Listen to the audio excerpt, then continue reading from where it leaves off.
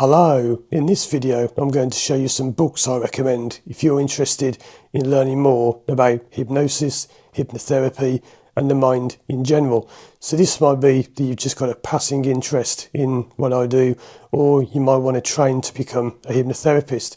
And several people have asked me to make this video, so let's get straight into it. And I'm going to show you, I've got about 10 or so books here, including 2 that I recommend you read only to learn how not to do it. So the first book that I ever read on hypnotherapy, the one that got me into it, is Tricks of the Mind by Derren Brown. And I bought this in May 2008, and I've read it so many times the pages are falling out. But yeah, I actually started in hypnotherapy back in 2008. So I've been doing it for 17 years. I didn't realise, not professionally, but this is what first got me into it, and I started implementing some of these things in my driving lessons. Because if you don't know, just in case you don't know who I am, my name's Paul and I work as a driving instructor and a hypnotherapist specialising in driving anxiety. So Derren Brown, if you don't know, he's not really a hypnotist, he's a general all-round what we call mentalist. So he has many skills. It's a bit of an insult to call him just a hypnotist because he's a genius, and these shows online, you can watch them online, they're absolutely unbelievable. When you see what he can do, you can't even explain it. You think, how is he doing this stuff? I thoroughly recommend checking out Derren Brown's shows. They'll blow your mind as to the things he can do, and it's just incredible. So this is really an all-round book. It's not about hypnotherapy as such. If I go through some of the contents, he talks about magic, because there's a bit of magic mixed in with therapy. He talks about memory tricks, how to remember enormous amounts of information. You'll learn how to memorise a phone directory, how to remember the entire works of Shakespeare and be able to relocate. If somebody says to you, page 71, paragraph 3, word 4, you'll be able to say what the word is. Quite an incredible thing to do. There's a section on hypnosis and suggestibility. It's 100 pages on that. He talks about phobias, fears, how to overcome your phobias, self-confidence. Part 5, unconscious communication. He tells you about how to spot people lying, about signs of truthfulness. And section 6, pseudoscience and bad thinking. He talks about thinking traps, the supernatural, alternative medicines, mediums, psychics and charlatans. He tells you how many mediums can contact the dead and how they can seem to know everything about you when they don't. And he finishes with some funny emails he's had from some quite strange people, should we say. So Derren Brown, Tricks of the Mind, the book that got me into all this. That's what you've got to thank or blame for this. Now let's get into the slightly more serious ones. This is a book that I read, Hypnotherapy by Dave Elman. I read this 3 years ago in January 2022, I think it was. And I remember it was a rainy January, and I sat here in this exact place and I read the whole book in just under 24 hours because I found it fascinating. Dave Elman is one of the all-time great hypnotherapists. He actually, I won't go into this too much, but he was a hypnotherapist, but back in the day he was kind of shunned. He was like, oh, you can't do hypnosis, that's a weird job. And he actually went to work as a radio DJ for many years until he had a hypnotist come on the show, and he showed him up because the radio presenter Dave Elman knew more about hypnosis than the hypnotist. And his wife said to him, how come you know so much about hypnosis? And then he kind of came out, as he were, as a hypnotist. Because back then he was seen as, a bad thing to be a hypnotherapist. And this is an incredible book. It was written in 1964, so it is a bit out of date, and some of it is now kind of unnecessary. It's quite long-winded the way he used to do some of it, but it's incredible. He talks about how to study hypnosis, how to put someone into hypnosis, different types of hypnosis, waking hypnosis, the different states, if you believe there are such things, such as somnambulism and the Esdale state. If you don't know what these things mean, somnambulism is what's called a deep state of hypnosis, and the Esdale state, what we call the super coma, is like the modern trendy name for it, is where you can hypnotise someone to such a degree you can actually cut their limbs off. And yeah, that's why hypnosis was used for originally, if you don't know. It became, I won't go into it now, but hypnosis became popular after the Second World War when there was a lack of anaesthetics, and they used it to amputate limbs of soldiers. They used to put them into hypnosis and amputate limbs. Because of course hypnosis is free compared to anaesthetics. So it talks about hypnosis in dentistry, recovering from surgery, stuttering, obesity, phobias and fears, depressions. It's a really interesting book, and it gives you lots of case studies where, like this, it says like Dave Elman and patient. I can't show you too much because I like copyright and stuff, but quite detailed case studies of how people have overcome fears of cats. I remember he's one of them in the book. There was another one of a man who he was scared to walk down the street. Really interesting book, and it's fascinating to learn more about the mind. It's written in quite a simple way. That other one, Derren Brown, it's written in quite a sarcastic, angry and humorous way. It's quite a wacky book. This is a more serious one. Now, my favourite part of this book is a bit about the dream medicine. So if you read it, it's really good. It's known in the trade industry, whatever, as the Green Bible. And even to this day, I think until recently, Dave Elman's children, or Larry Elman, used to meet and they read the book. They read pages from the book in groups and they discuss, his thoughts and all that. Now, Dave Elman was one big hypnotherapist in the 60s and 70s. And you know how there's always two big sort of rivals, like in the world of football, there's like Ronaldo and Messi. And back in the day when I used to watch Formula One, there was, Schumacher and Hakkinen. Well, in the world of hypnotherapy, there's Dave Elman and his arch rival nemesis, Dr. Milton Erickson. So, is it true? Apparently they hated each other, and I've seen evidence of that on video. Milton Erickson said something quite unkind about the book. I believe he called it trash. The clip's online, but they've blanked out the words. But you can see if you watch his lips, he says, if you're talking about the book, boy, it's trash. This talks about erections. Yes, you heard that right, erections. I just saw that on the page. Erectile dysfunction is a common thing people help hypnotherapists help with. That's quite a tongue twister. Now, again, I don't want to get too much into this, but Milton Erickson was the complete opposite of Dave Elman. Dave Elman was like a driving instructor. He was like, close your eyes, count down from 10 to 1, do this, think this, go there, do this. What we call direct hypnosis. Milton Erickson was a complete polar opposite. He was indirect.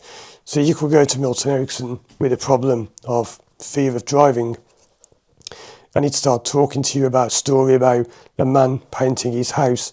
Then he'd ask you to go and paint your house. And people used to think, what is this guy on about? What's he talking about? And people thought he was crazy. And they left his office and the problem had gone. How does that work? Well, this book explains. It's all about putting hidden commands into stories. So he would tell stories that sent people into a trance. And then he would make the story about their life and put hidden commands in. Very, very difficult to do. Guess which one I prefer, the driving instructor style therapist or the mystical, vague therapist? Well, actually, I've combined them and I do both because I've studied both for years. I can't remember, I did about a year studying each one. I think we did 2 years studying direct. And no, 2 years I studied indirect, but I won't get into what I know. I don't want this video to be too long. Now, next one is a really good one to get started. The Art of Hypnosis by Roy Hunter. This is often seen as one of the kind of basic texts anyone should read. It is good, and no disrespect to Roy Hunter, but that book was written in 1964. That one was a compilation of his work after he died in 1982. That was made, and this one was written in 94, I think. Yeah, 94. So they're all quite out of date. It's not bad, it's good, but there's a lot of stuff in here you don't have to do. It tells you the history of hypnosis, what is hypnosis. Hypnosis, it's got the whole history of how it formed from Franz Anton Mesmer and going back to the days of, I think he talks about Egyptians or whatever used hypnosis. It talks about induction, suggestibility tests, how to deepen hypnosis, testing hypnosis, ethics, self-hypnosis. If you want to learn about how to hypnotise yourself, because you can only hypnotise yourself, not others, it's a really good book, but a lot of it is a bit kind of over the top, like it gives you warnings, don't do this, when really it's not really a warning, it makes out really bad things would happen when they wouldn't. But a great book nonetheless. And following up from that, we have The Art of Hypnotherapy by Roy Hunter. This one is more about methods to help when they are hypnotised. So this is how to hypnotise someone, and this is what to do. So it covers things like the cornerstones of hypnotherapy, what you must achieve in hypnosis, regressions, parts therapy, many rapid change techniques, past life regressions, which we'll talk about more in a moment. It's just luck that I opened it at that chapter 13. It's a very, very good book. Lots of case studies from real clients, lots and lots of things not to do. Some of it I find is a bit over the top, like I say, there's all these charts which I don't really use or agree with.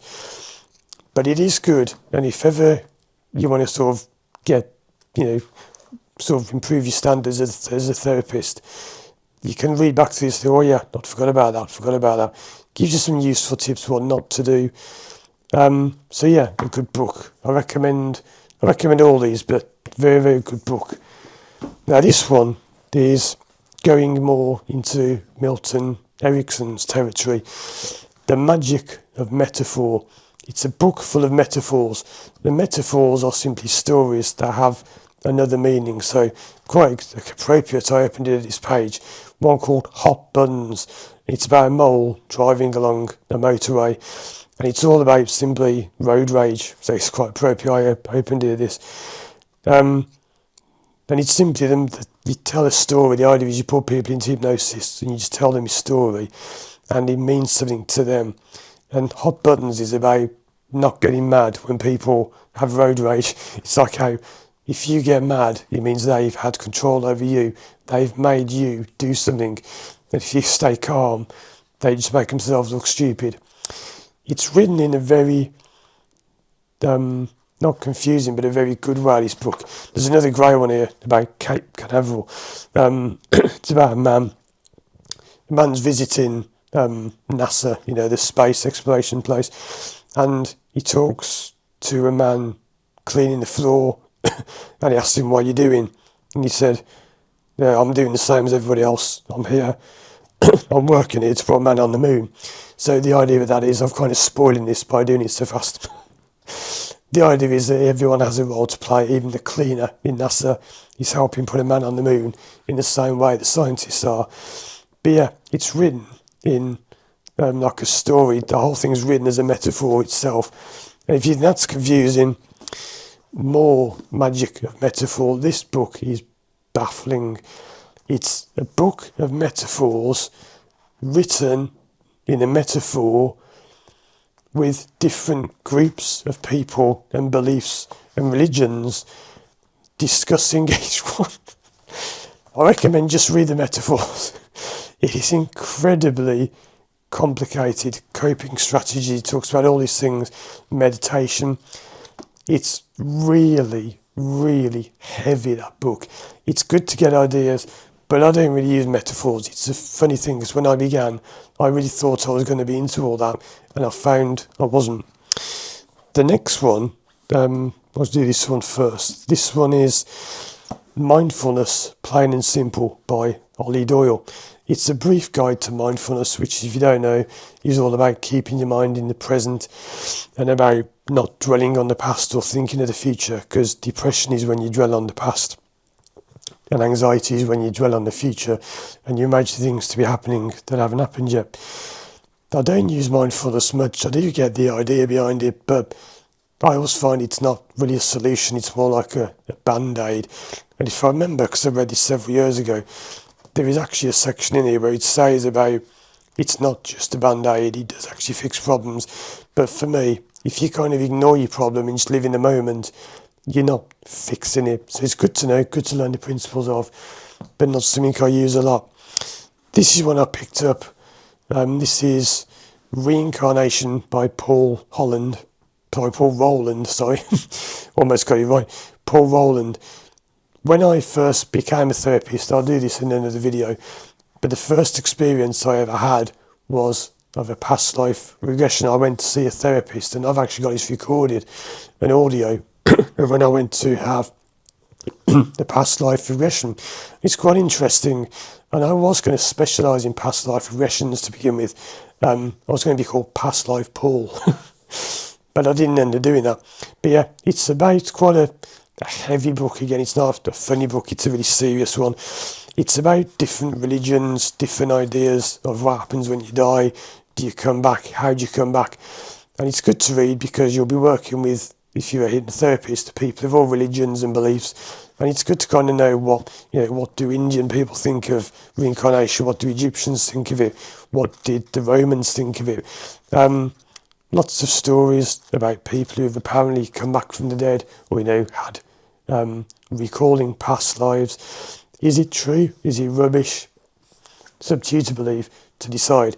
But it does come up in sessions. I've had people who've gone back into past lives and they've seen themselves, doing things in past lives.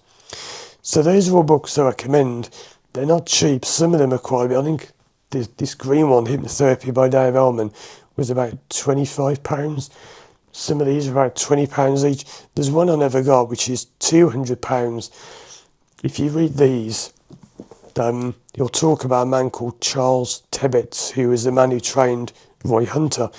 And there's a book by Charles Tebbets called Miracles on Demand, which is, I think, the cheapest copy I've ever seen is £200. And it's a book about how Charles Tebbets, Charles Tebbets was Roy Hunter's teacher. It's a book about how he did his work, but it's quite rare to find. There's one I wanted to read, some ancient Chinese book, and it was like £500. So these are not cheap books. Now, two that I recommend you read, if only to learn how not to do it. The CBT handbook. We all know what I think of CBT. It's not bad. There are uses for CBT. What I don't like about it is this. When you go for CBT as a client, you'll be asked to fill in forms like this. Do you really want to fill in all of those forms? And I'm not joking. By the time you filled those forms in, I could have fixed some people's problems with them just by the time you finished filling in the forms. This is one of the first books I read it was years after the Derren Brown one, but I read this in about 2017, was it? What year was it made? I picked it up in a shop cheap, a shop here in the UK called The Works. It was written in 1978, that's a long time ago, but reprinted 2004. It tells you a lot about breathing exercises which don't fix anything because it's a symptom. If you're having a panic attack, working on the breathing, I'm not knocking it. I don't want to say it's rubbish. It's got valuable information in, but that won't fix your problem. It will only help the symptoms. How funny, I've just opened it at page 220 and he talks about Paul and Lucy. Now, when I did Lucy's lessons years ago, I filmed the course to drive lessons. I'm Paul, she was Lucy. That's a bit strange, I opened that. So yeah, it's very, very scientific, and a lot of it won't work, but read it to get ideas. And probably the worst book you can ever read when you want to be a hypnotherapist. is also one of the best, which is, any ideas what this is about? One that somebody I trained with would throw in the bin and set fire to if they even saw it. Scripts and Strategies by Roger P. Allen. What's a script if you don't know? If you're a therapist, you'll know what the joke is about scripts. A script is a story. So a poor therapist will sit, and I won't read this for copyright, but I'll skim through it. One about nail biting. As you relax deeper and deeper, listening to the sound of my voice, and every word I speak allows you to go deeper and deeper, and your arms are going deeper and your legs are going deeper, and simply you're reading someone a story, which does nothing, because that's someone else's idea and guess at what their problem is. The problem isn't the problem. So nail biting's nothing to do with nail biting. You don't work directly on the problem, and unfortunately Scripts and Strategies teach you to work directly on the problem. So someone with tension and stress, you don't work directly on it. There is one in here I've mentioned before for driving test anxiety. Where is it? It's towards pass your driving test. I can promise you this will not help you pass your driving test, and I can say that having been on hundreds of driving tests. And to be fair to Roger P. Allen, he does say in the book himself that there's more to therapy than scripts. He does say that it's not going to fix everything, and it's just somewhere to begin, not somewhere to end. So those are some books I recommend. There are others, but I thought I'd just do those for now because that's enough to get you started. If you want to read, there's how many? 1, 2, 3, 4, 5, 6, 7, 8, 9, 10, 11. You got 11 books there to get through. And there are many others. Nowadays, people don't read books so much. You can do it online. I find it easier to watch videos. But it is good to have these books for reference. So if you want to see other videos like this, maybe about how to become a therapist, how I became a therapist, whatever, I've got a whole cupboard of books full there. There's about another, I don't know, 5, 10, 15 in that cupboard there. But they're the ones I wanted to go through. They're what got me started. They're not what I do now. I don't really use any of the methods in his books, but they're a good way to get started. And then you move on from there. Check out these other videos of mine on the screen now. And if you do want to work with me one-to-one online from anywhere in the world, contact me through my website, firstdrive.com. Thanks for watching, and as always, I'll see you again soon for more videos.